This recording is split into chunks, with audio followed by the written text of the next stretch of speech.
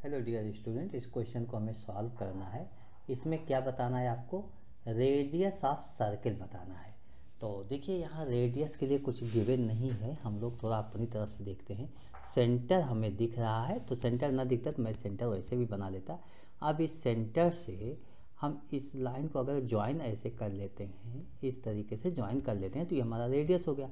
और इन दोनों लाइन को ज्वाइन कर लेते हैं हाइट को, तो क्या देखते हैं कि इसकी जो लेंथ होगी वो 120 ही होगी इस तरीके से।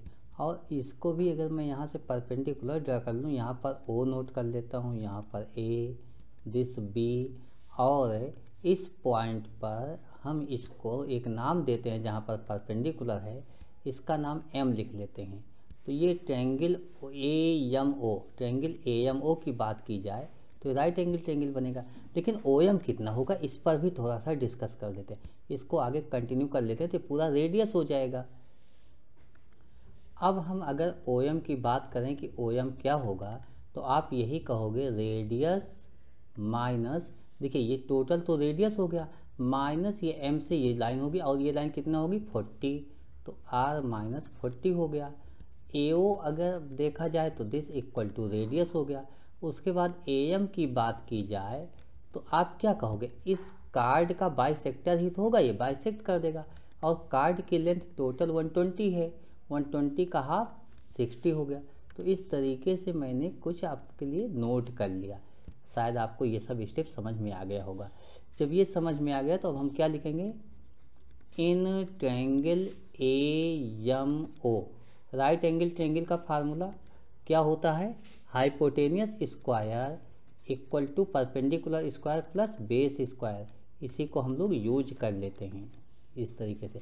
A O square R square equal to A M square, A M आपके पास 60 गिवन है, 60 square plus M O square, M O आप देखिए O M R minus 40 given था, तो यहाँ पर आर माइनस 40 लिख लिया और इसका भी स्क्वायर कर लिया।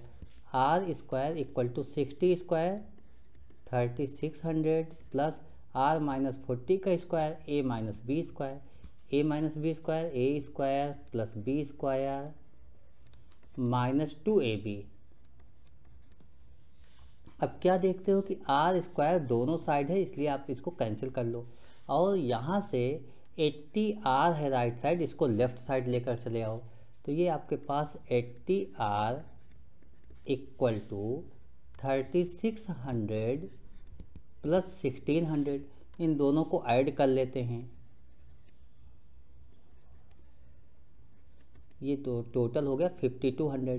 अब r equal to 5200 divide by 8, इसको 8 की टेबल तो ऐसे भी आपको याद होगी, डायरेक्ट कैंसिल कर लो। 8 6 जा 48, यहाँ 4 हुआ, 8 5 जा 40 और 0 हो गया। r इक्वल टू आपके पास आ गया, r इक्वल टू 650।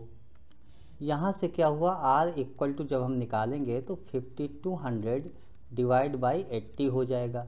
80 हो गया तो 0 से 0 आप कैंसिल कर लो पहले। अब 8 से अगर आप कैंसिल करते हो तो 8 की टेबल 8 6 जा 48, यहाँ पर 4 होगा, 8 5 जा 40। आर इक्वल टू आपके पास जो आंसर आ गया, आर इक्वल टू क्या आ गया 65, यही आपका आंसर हो गया और ये सेंटीमीटर में आएगा। I hope you understood explanation of this question. Okay, thank you. Bye.